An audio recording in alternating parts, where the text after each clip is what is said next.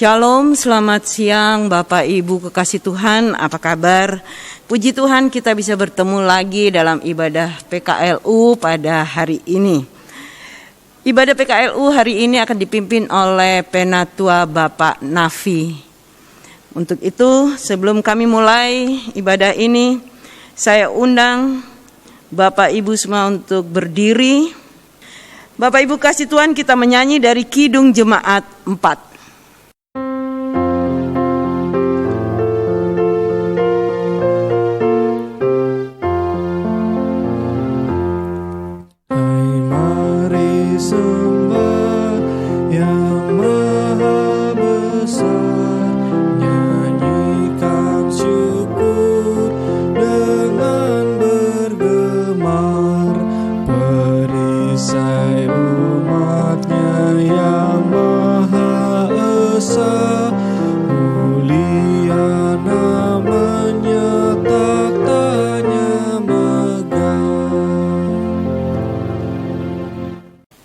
Dan kita masuk dalam doa. Mari kita berdoa. Segala puji, hormat, dan kemuliaan hanya bagi-Mu Tuhan kita Yesus Kristus, yang sudah memperkenankan kami untuk mengadakan ibadah PKLU pada pagi hari ini. Terima kasih Bapa, karena semuanya ini kami dapatkan oleh karena kasih karunia-Mu saja. Sehingga pada pertemuan ibadah ini boleh terjadi, boleh berlangsung atas kasih karunia-Mu saja. Dan semua boleh menikmati firman yang akan disampaikan. Untuk itu Bapak, Kau pimpin ibadah kami dari awal, pertengahan hingga akhirnya. Semua hanya oleh kasih karunia-Mu dan damai sejahtera daripada-Mu. Terima kasih Tuhan Yesus. Amin. Saya persilakan Bapak Ibu duduk. Mari Bapak Ibu kita menyanyi lagi dari Kidung Jemaat 54 untuk firman yang akan kami baca.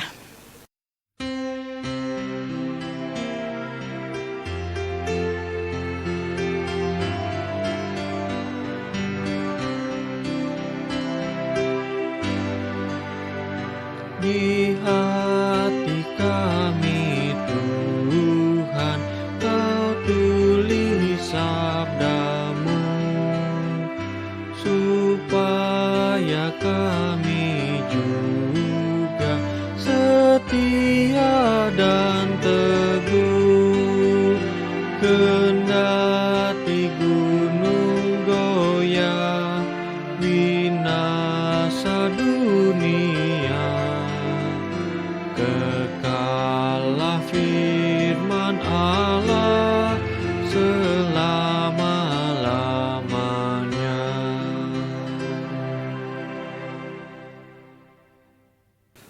Selamat pagi Bapak, Ibu, saudara-saudara PKLU yang saya kasihi di dalam Tuhan.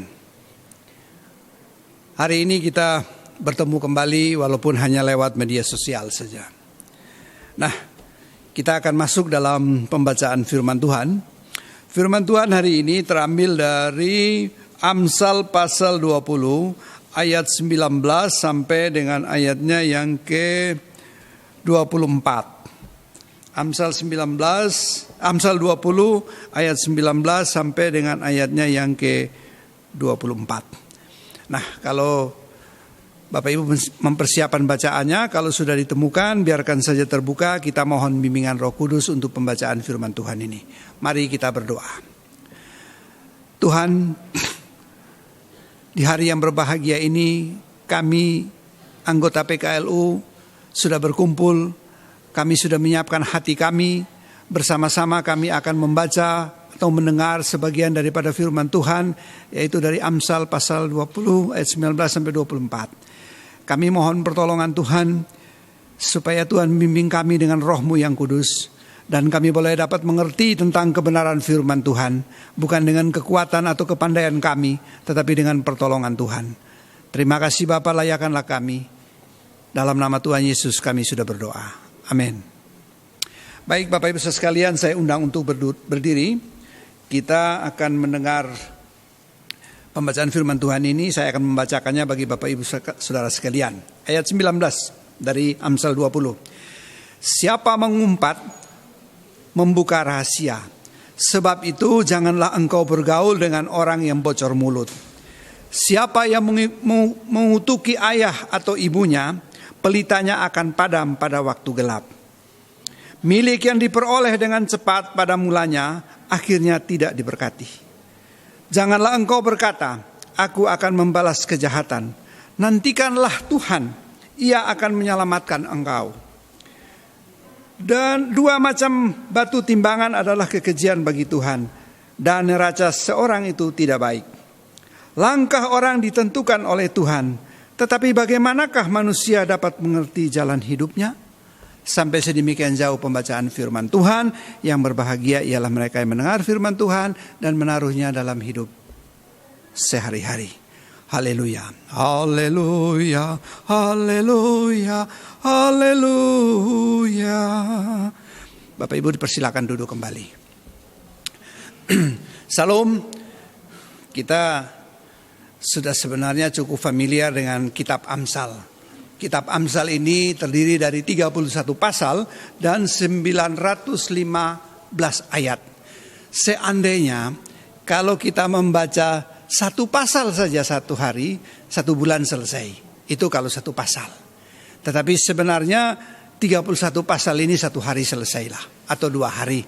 3 hari paling lama lah, sudah saya kasih waktu begitu. Nah, tentunya kita sudah cukup familiar dengan kitab Amsal. Kitab Amsal merupakan kumpulan ucapan-ucapan bijak. Awalnya kitab ini termasuk dalam bagian Alkitab Ibrani yang dikenal sebagai tulisan-tulisan atau keturim. Yang meliputi juga kitab-kitab hikmat lainnya seperti Pengkhotbah, Ayub, bersama dengan Kidung Agung dan Pengkhotbah. Kitab Amsal dianggap sebagai karya Salomo, Raja Israel yang bijaksana. Itulah ringkasan kitab Amsal. Nah, isinya merupakan kumpulan pepatah dan nasihat tentang kesetaraan hidup dan pandangan tentang hal-hal yang harus dilakukan bila ketertiban tak terjadi. Nah, itulah kitab Amsal yang kita bisa pelajari sedikit tentang kitab Amsal. Nah, lalu bagaimana dengan bacaan hari ini? Di ayat 19 dia bilang, jangan menceritakan rahasia kepada seorang yang Anda tidak percaya. Demikian ajaran dari ayat 19. Orang yang membocorkan rahasia biasanya menyampaikan berita burung yang merusakkan informasi yang benar. Sebaliknya ayat ini mengajar, jauhkan diri dari orang yang banyak bicara yang tidak-tidak, yang bicaranya kemana-mana. Nasihat ini berlaku untuk pendengar dan gosip yang didengarnya. Orang yang dapat memegang rahasia suka dijumpai pada zaman ini, kan begitu. Zaman modern ini yang penuh dengan alat komunikasi yang luar biasa, pendengar canggih dan komputer, macam-macam yang kita bisa dengar. Sehingga mulailah timbul gosip. Kata orang, gosip itu makin digosok makin sip. Jadi orang mengatakan gosip, lalu kalau saya bergosip dengan si A, saya katakan, sudah dengar enggak? Bapak yang sana tuh, sudah tua-tua juga, enggak tahu diri, masih kesana kemari. Saya kemarin ketemu dia gandengan dengan cewek di TP begitu. Tapi jangan ngomong-ngomong ya, jangan bilang-bilang ke siapa-siapa. Padahal kita tidak tahu, mungkin itu anaknya, mungkin keponakannya, mungkin keluarganya. Tapi kita sudah menjustifikasi orang lain dengan omongan-omongan yang sudah tidak benar. Sehingga membuat masalah menjadi panjang. Ayat 20 juga begitu. Ayat 20 merupakan sebuah peringatan serius dari hukum kelima. Siapa yang mengutuki ayahnya atau ibunya, maka pelitanya akan padam. Nah, gambaran ini merupakan lebih lembut dari yang dipakai dalam pasal 30 ayat 17. Di mana anak yang mengutuk orang tua akan dimakan oleh Raja Wali atau mata mereka akan dipatuk oleh gagak. Tetapi ajarannya adalah Keluaran 21 ayat 17 berkata dengan jelas, siapa mengutuki ayahnya atau ibunya harus dibunuh.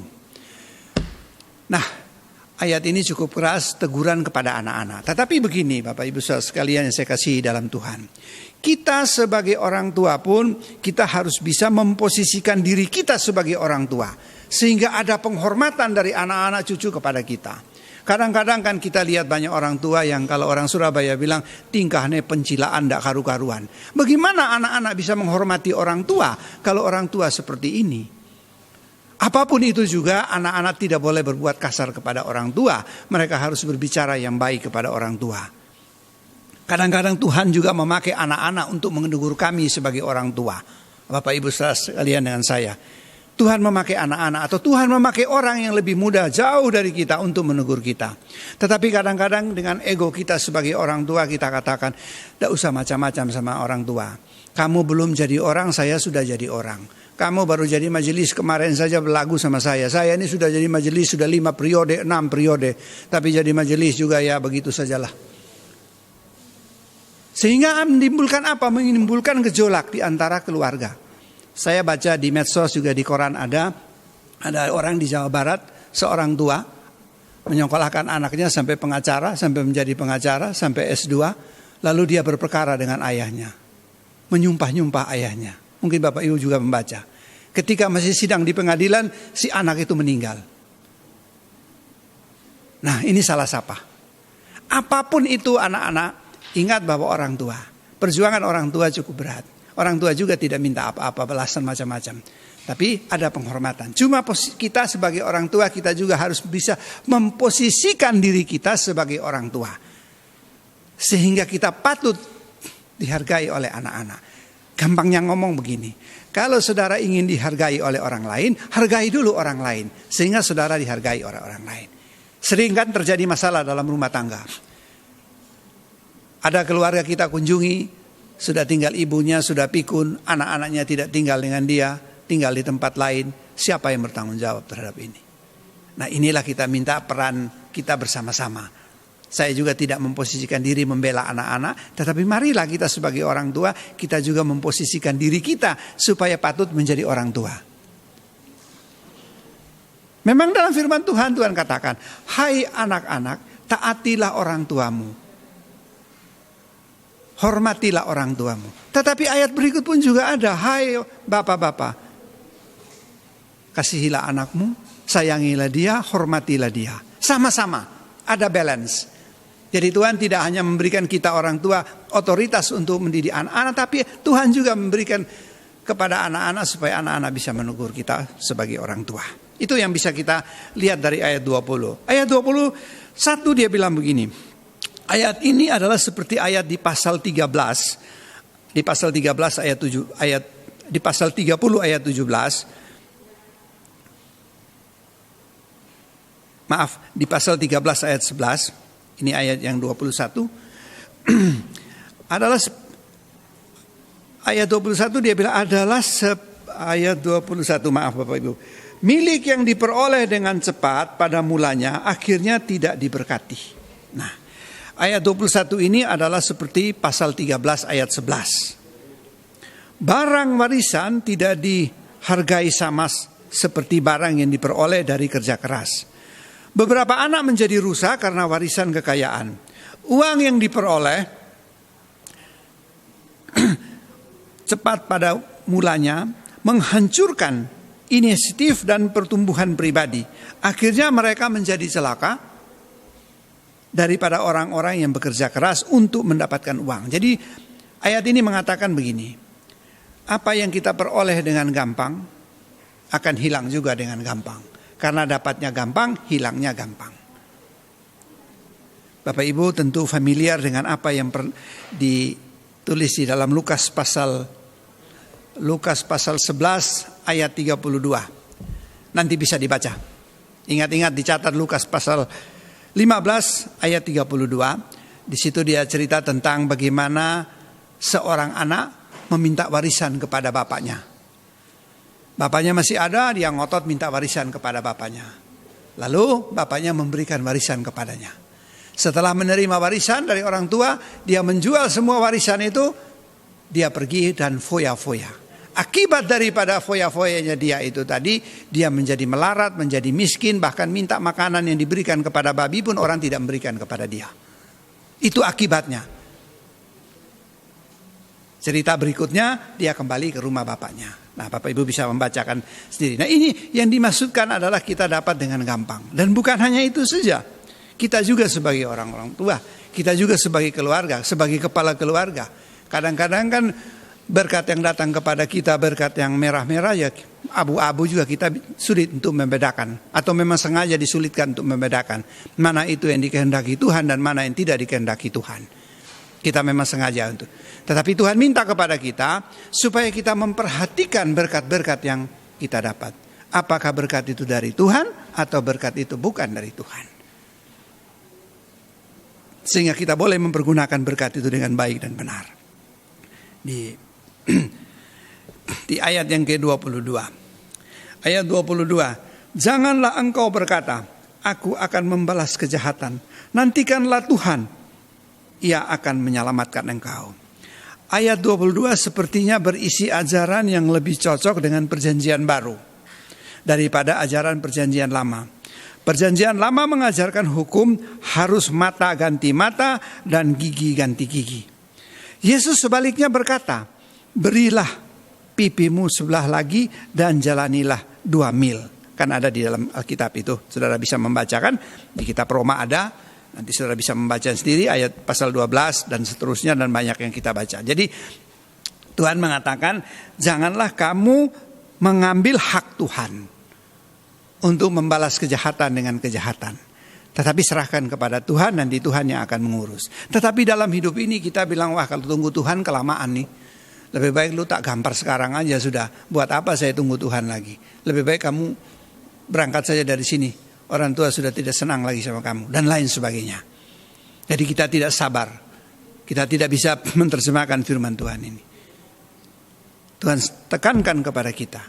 Janganlah kamu membalas kejahatan dengan kejahatan. Ketika orang menyuruh kamu jalan 1 mil, kamu berjalan 2 mil. Ketika pipimu yang kanan ditampar, beli yang kiri. Jangan membalas kejahatan dengan kejahatan. Tetapi kalahkanlah kejahatan dengan kebaikan. Karena dengan berbuat demikian, kamu menaruh bara api di atas kepala orangnya. Tetapi memang untuk menjalankan ini bukan satu hal yang mudah. Teorinya begitu. Tapi praktek bagaimana? Nah, kita minta kekuatan dari Tuhan. Kita orang tua nih kan gampang tersinggung nih. Anak ngomong salah sedikit kita sudah tidak enak hati. Orang ngomong salah sedikit kita sudah tidak enak hati. Sehingga kadang-kadang dalam rumah orang tua, ayah, ibu juga dengan anak storing semua. Bapak Ibu kalau kita zaman dulu punya radio itu isinya kan transistor. Kalau sekarang IC. Transistor itu ada 3 kaki. Emitor, kolektor, basis. Sering salah satu kaki ini putus sehingga radio itu harus dipukul brak gini baru bunyi. Nah ini juga demikian dalam rumah tangga. Bisa saja itu terjadi. Si anak A mengatakan bahwa orang tua sayang B, sayang C, tidak macam-macam saja. Sehingga membuat orang tua dalam keadaan hari tua tidak ada sejahtera. Tetapi firman Tuhan hari ini mengajarkan kepada kita. Apapun itu kualitas kita sebagai orang tua yang sudah diberkati oleh Tuhan. Kita mempergunakan berkat dan karisma yang Tuhan berikan kepada kita. Itu Pak yang bisa kita bahas dari ayat 22. Ayat 23. Ayat 23 dibilang begini. 2 macam batu timbangan adalah kekejian bagi Tuhan. Dan neraca seorang itu tidak baik. Nah kita dalam berdagang kadang-kadang kan begitu sering bermain timbangan. Barang 9 ons kita bilang 10 ons. Barang 1 kilo, barang tidak 1 kilo kita bilang 1 kilo. Contoh saja yang kecil-kecil. Demikian pula begitulah dengan pergaulan bisnis kita. Kita banyak membuat hal-hal yang tidak benar di hadapan Tuhan. Nah Tuhan bilang begini, ayat ini kan serupa dengan ayat 10 kecuali ayat 10 tentang ukuran berat dan volume. Sedangkan ayat 23 tentang ukuran berat dan neraca. Bukan saja berat dapat lebih atau kurang dari ukuran, tetapi neraca juga dapat kurang tepat. Nah dengan ukuran yang kurang, tepat pedagang dapat mengambil keuntungan seenaknya. Pokoknya Tuhan membenci cara apapun yang dipakai untuk menipu atau untuk merampok seseorang. Kita semua begitu. Mari kita kerja dengan sungguh-sungguh. Dilihat atau tidak dilihat, kita tetap bekerja dengan baik dan benar. berkat Tuhan akan datang. Saudara jangan takut. Yang berikut terakhir ayat 24 dia bilang begini. Langkah orang ditentukan oleh Tuhan, tetapi bagaimanakah manusia dapat mengerti jalan hidupnya? Beberapa ayat membahas tentang mengontrol kehidupan manusia. Saudara bisa baca di Amsal pasal 16 ayat 1, ayat 9, pasal 19 ayat 21. Nah, ayat 24 mengajarkan kebenaran ini dalam bentuk pertanyaan retorik. Bagaimanakah manusia dapat mengerti jalan hidupnya kalau langkah hidupnya ditentukan oleh Tuhan? Ada lagu kan? Kalau apa judulnya saya lupa.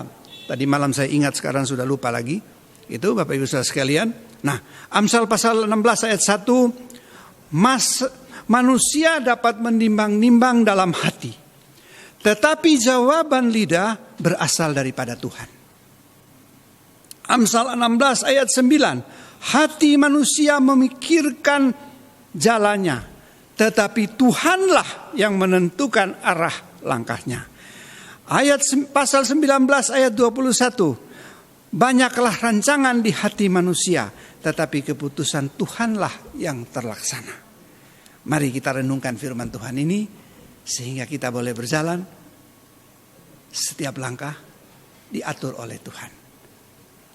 Tiap langkahku diatur oleh Tuhan.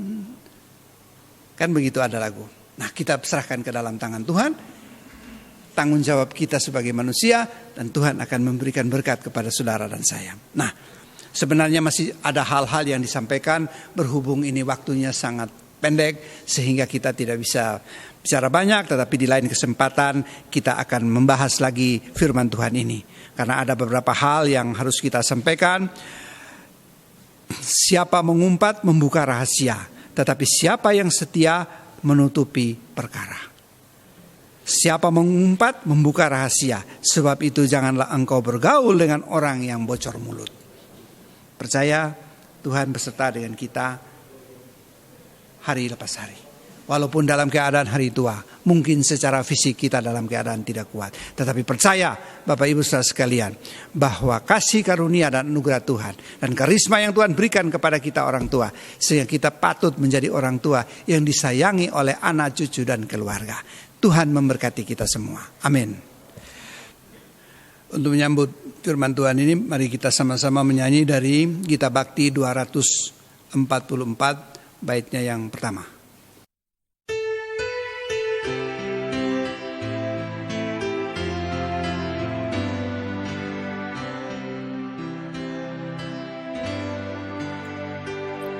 Bapa,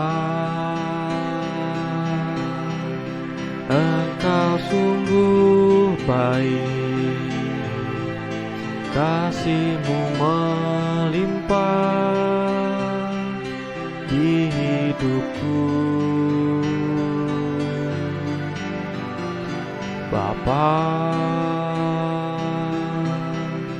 ku berterima kasih, berkat-Mu hari ini yang Kau sediakan bagiku.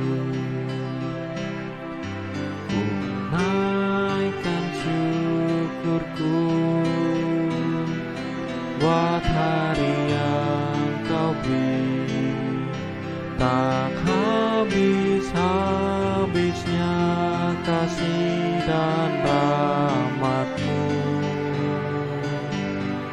Selalu baru dan tak pernah terlambat pertolongan-Mu, besar setia-Mu di sepanjang hidupku.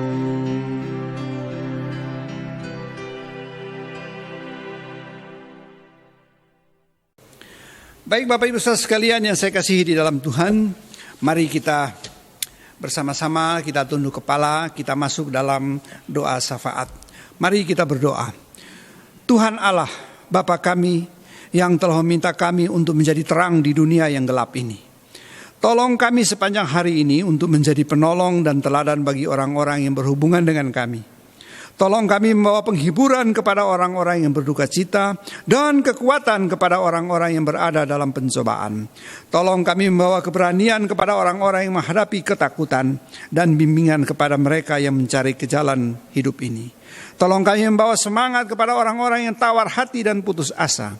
Dan kiranya hari ini di tempat pekerjaan atau dimanapun kami berada, orang mendapat kesan yang jelas bahwa kami ini adalah murid-murid Yesus yang kami layani. Tuhan, seperti itu yang harus ada dalam hidup kami.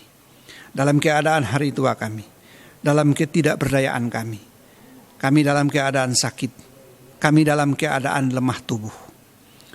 Kami kadang-kadang merasa ditinggal oleh kerabat kami, oleh rekan-rekan kami, oleh anak-anak kami, mungkin istri, mungkin suami, terpaksa harus berpisah untuk waktu yang lama atau untuk selamanya. Tetapi kami percaya bahwa kehidupan yang masih Tuhan percayakan kepada kami tentu ada maksud dan tujuan, di mana kami boleh memposisikan diri kami sebagai orang tua yang sudah diberkati oleh Tuhan. Terima kasih Bapa di sorga. Ketika kami dalam keadaan sakit, Tuhan datang melawat kami. Tuhan akan memberkati setiap obat-obatan yang kami minum dan peralatan yang kami pakai. Sehingga kami boleh mendapat kesembuhan dan kekuatan daripada Tuhan. Kami yang dalam keadaan sehat, Tuhan tolong kami supaya kami juga bisa saling menguatkan sesama kami. Bapa, terima kasih untuk semuanya itu. Ketika kami dalam keadaan sedih, entah apa yang harus kami perbuat, tetapi Tuhan mengajarkan kepada kami, datanglah kepadaku setiap kamu yang berbeban lelah dan beban berat. Aku akan memberikan kelegaan kepadamu. Tuhan juga akan menghibur kami sebagai orang-orang tua. Biarlah jangan kami merasakan bahwa kami ditinggalkan oleh anak kami, oleh cucu kami dan keluarga. Tetapi kami tetap merasakan bahwa mereka hadir juga dalam kehidupan kami. Biarlah kami menjadi orang tua, menjadi panutan bagi anak-anak dan contoh bagi orang lain. Terima kasih Bapa di sorga. Tuhan tahu bagaimana keadaan kami. Tuhan memberkati kami. Sekarang kami yang sendiri, mungkin kami sudah ditinggalkan oleh suami kami, oleh istri kami, oleh anak kami dan keluarga. Tetapi kami percaya bahwa Kristus ada bersama-sama dengan kami dalam setiap langkah hidup kami, dalam sisa hidup yang masih Tuhan berikan kepada kami. Terima kasih Bapa di sorga, walaupun kami dalam keadaan hari tua, tetapi kami tetap berkarya di dalam Tuhan, melalui firman Tuhan. Biarlah firman Tuhan hari ini yang sudah kami dengar menjadi pedoman bagi hidup kami, atau sisa hidup yang Tuhan berikan kepada kami. Terima kasih Bapa. Banyak hal akan kami naikkan kepadamu, tetapi ketika kami menyembah Engkau, Allah yang hidup, Yesus yang sudah mati di kayu salib, kami percaya Tuhan mendengar setiap doa dan permohonan kami. Tuhan akan memberkati kami.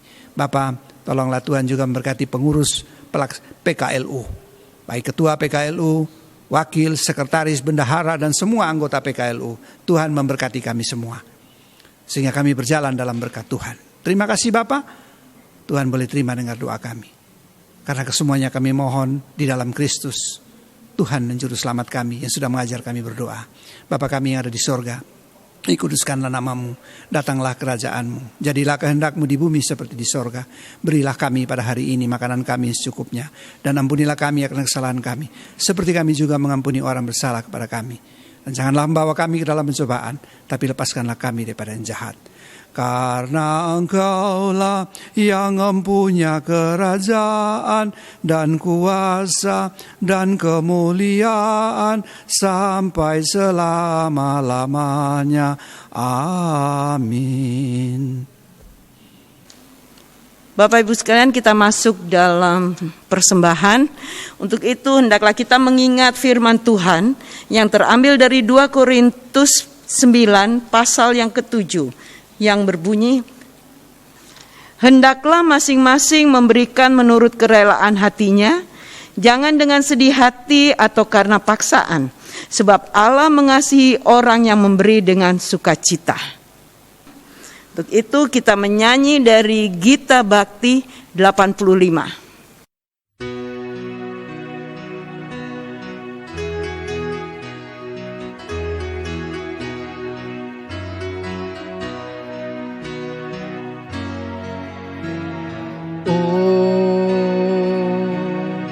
Tuhan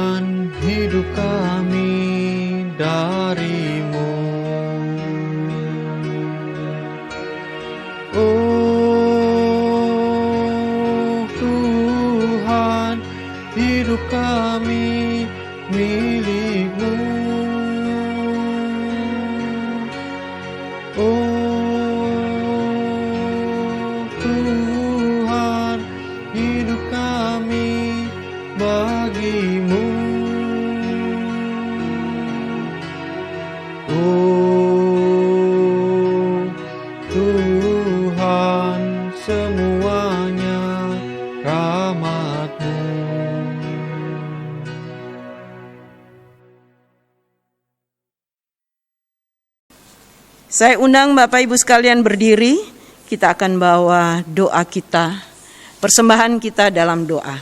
Mari kita berdoa. Terima kasih Bapa, terima kasih Tuhan atas berkat-berkat yang Kau berikan kepada kami. Dan saat ini Bapa, kami mempersembahkan sedikit dari berkat itu untuk kemuliaan nama-Mu. Kiranya Engkau mau menerimanya Tuhan Yesus, persembahan kami, dari kami para lansia atau para PKLU. Biarlah berkat itu berguna untuk pelayanan dan kesaksian gereja-Mu, dan majelis jemaat boleh mengelolanya seturut dengan kehendak-Mu. Hanya di dalam nama-Mu Tuhan kami Yesus Kristus kami berdoa dan mengucap syukur. Amin. Persilakan duduk. Kita menyanyi sebagai lagu penutup, yaitu Gita Bakti 214.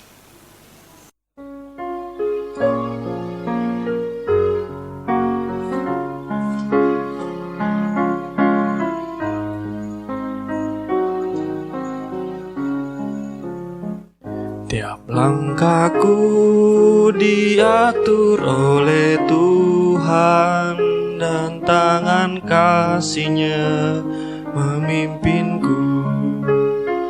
Di tengah badai dunia menakutkan, hatiku tetap tenang teduh. Tiap langkahku, ku tahu Tuhan yang pimpin. Ke tempat tinggi ku dihantarnya, hingga sekali nanti aku tiba di rumah Bapa surga dan baka. Baik, kita akan menyelesaikan ibadah kita. Saya undang Bapak Ibu untuk berdiri. Kita akan masuk dalam doa dan permohonan berkat. Mari kita berdoa.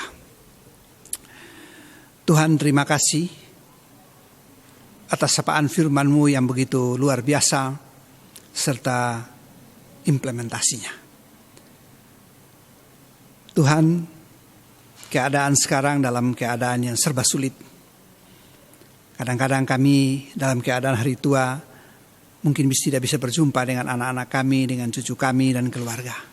Tetapi kami percaya bahwa Kristus hadir bersama-sama dengan kami. Kini kami akan berpisah dengan satu dengan yang lain, walaupun hanya melalui media sosial. Tapi kami pun juga ingin berkat daripada Tuhan. Untuk itu kami siap hati kami untuk menerima berkat Tuhan. Arahkanlah hati dan pikiranmu kepada Tuhan serta terimalah berkat-Nya. Tuhan menyinari engkau dengan wajah-Nya dan memberi engkau kasih karunia. Tuhan menghadapkan wajah-Nya kepadamu dan memberi engkau damai sejahtera. Amin. Amin. Amin.